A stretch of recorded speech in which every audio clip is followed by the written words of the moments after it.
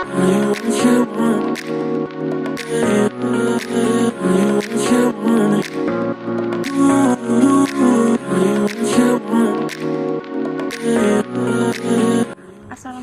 warahmatullahi wabarakatuh.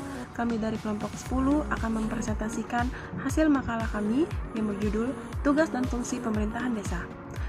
Dimulai dari latar belakang, negara Republik Indonesia sebagai negara hukum tidak saja mengutamakan kesejahteraan rakyat sesuai dengan jiwa yang terkandung dalam pasal 18 Undang-Undang Dasar 1945. Maka negara Indonesia dibagi dalam beberapa daerah otonom ataupun daerah yang bersifat administratif belaka. Sekalipun dalam melaksanakan pemerintahan, negara Republik Indonesia telah memiliki Undang-Undang Dasar 1945 sebagai sumber dari segala sumber hukum. Namun dalam masa peralihan, tidak dapat menghindarkan diri daripada keluarnya produk hukum lama dengan pengertian selama tidak bertentangan dengan jiwa Undang-Undang Dasar 1945. Dalam menganut sistem desentralisasi, membuat Indonesia harus melimpahkan sebagian wewenangnya kepada desa. Dengan demikian, sistem pemerintahan desa sangat penting untuk dikaji dan dipelajari untuk dapat mengetahui sejarah sistem dan implementasi dari pemerintahan desa tersebut. Makalah ini disusun berdasarkan rumusan masalah sebagai berikut. Yang pertama, bagaimana sejarah pemerintahan desa. Yang kedua, bagaimana kedudukan dan wewenangan pemerintahan desa di Indonesia. Yang ketiga, bagaimana sistem pemerintahan desa saat ini. Yang keempat, apa saja permasalahan yang ada di pemerintahan desa di Indonesia dan bagaimana cara mengatasinya. Tujuan sebagai jawaban atas rumusan masalah yang diajukan, yakni yang pertama, memahami pemerintahan kedudukan dan wewenangan pemerintah desa di Indonesia.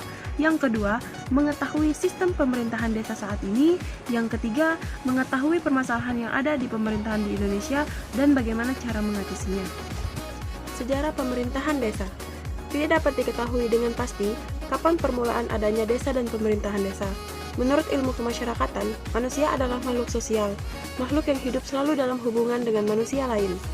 Sejak lahir sampai mati, manusia berhubungan dengan manusia lain. Dimanapun ia berada, ia berhubungan langsung atau tidak langsung dengan sesamanya. Secara sadar atau tidak sadar, manusia senantiasa memelihara, membina, dan mengembangkan hubungan antara manusia.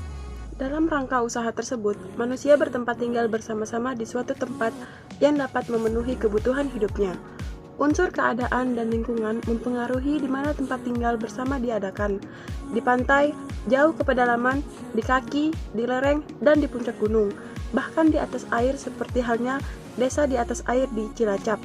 Kedudukan dan wewenang pemerintah desa di Indonesia. 1. Kedudukan desa.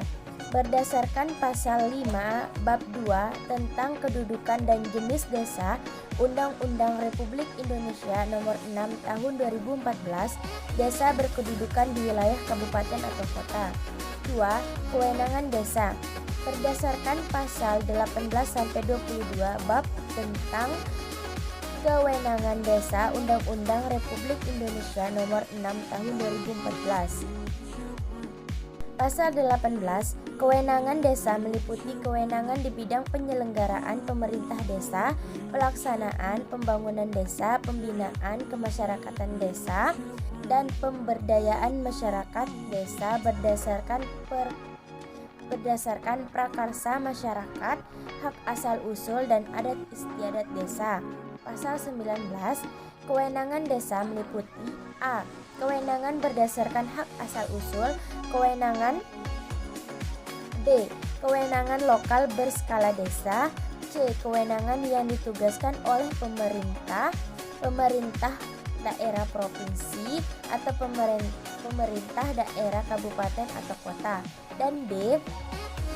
Kewenangan lain yang ditugaskan oleh pemerintah daerah provinsi atau pemerintah daerah kabupaten atau kota sesuai dengan ketentuan peraturan perundang-undangan. Pasal 20, pelaksanaan kewenangan berdasarkan hak asal-usul dan kewenangan lokal berskala desa sebagaimana dimaksud dalam pasal 19 huruf A dan huruf B diatur dan diurus oleh desa. Pasal 21, pelaksanaan kewenangan yang ditugaskan dan pelaksanaan kewenangan tugas lain dari pemerintah daerah provinsi atau pemerintah daerah kabupaten atau kota sebagaimana dimaksud dalam pasal 19 huruf G dan huruf D diurus oleh desa. Pasal 22, 1. Penugasan dari pemerintah desa.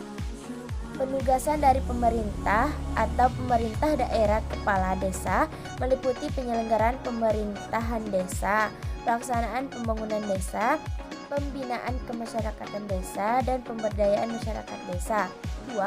Penugasan sebagaimana dimaksud pada ayat 1 disertai biaya.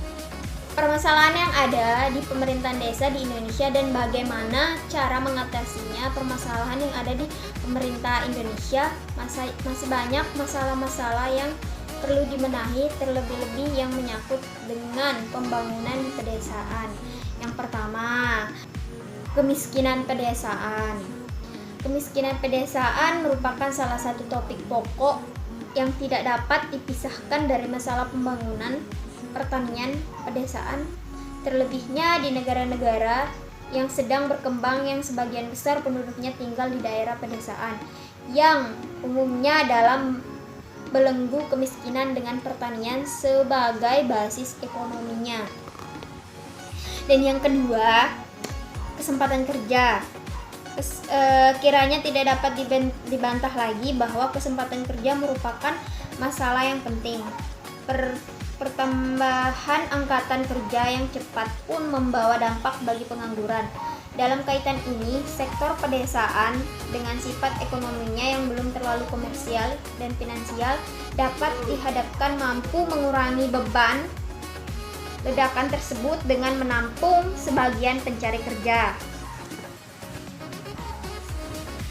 Yang ketiga, sifat hubungan impersonal.